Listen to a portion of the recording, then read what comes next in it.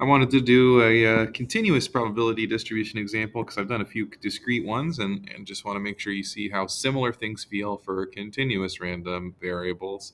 The difference is that instead of adding up all the probabilities, you integrate it because it's continuous. And integration is the way we add up a continuous set of values. So if I want to find the value of the constant k, I need to remember that all probability distributions add up to 1. And so in this case, if I integrate from -2 to 0 with that piece of the probability distribution function, and if I add to that the integration from 0 to 1 and 1/3 of the other piece, and it's equal to 0 otherwise, that should all add up to equal 1.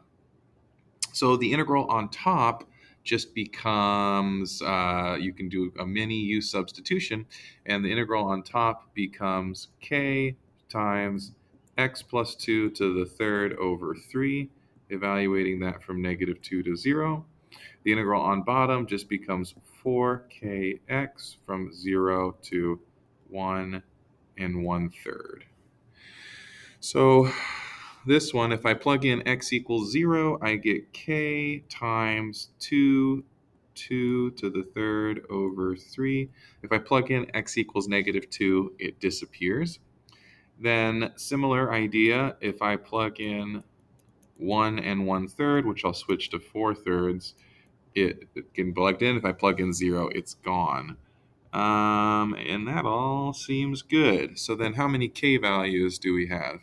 We have 8, because that's 2 cubed, 8k over 3 plus 16k over 3, and that makes 24k over 3. And that has to equal 1 because it's a probability distribution function. So k equals, you multiply by 3, you divide by 24, k equals 3/24, or you can drop that down to 1/8.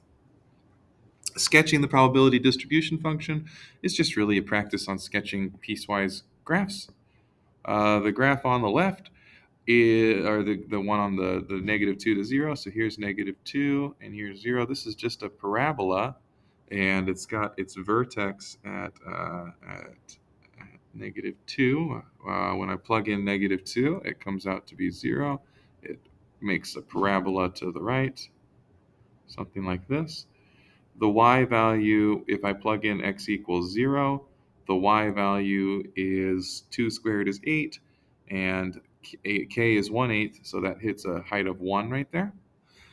And then it goes from there on at a height of 4k, and 4 times 1/8 is 1/2, and so it goes on at a height of 1/2. So here's x equals 1, and so then it drops down, and it's 0 otherwise, like that. So that's your probability distribution function. Okay, find the probability that x is less than or equal to -1. That means I'm only playing around with this top one, and I'm integrating from -2 to -1 because it says less than -1 of k, and I'll just even pull k out in front, 1/8 times x plus 2 squared dx. So then that just becomes x plus 2 to the third over 8 times 3, which is 24, from -2 up to -1. The -2 is going to vanish. The -1 is just going to give me 1 to the third over 24. So 1/24 of the area is between -2 and -1, or is less than -1. Same sort of idea, but I use the other piecewise function for between x equals 0 and x equals 1.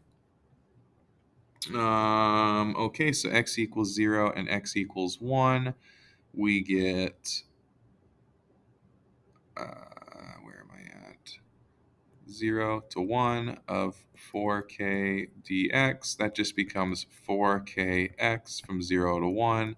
That just becomes 4 times k, which is 1/8. So I guess that probability just becomes 1/2. 4k times x. Yep, looks good to me. So then the last one, we already know part of the answer. We know the 0 to 1 value, and we just would need to add on for part 3. We just need to do from -1 to 0 of the k times x plus 2 squared dx.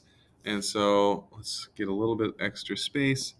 That becomes 1/8 times x plus 2 to the third over 3 from -1 up to 0.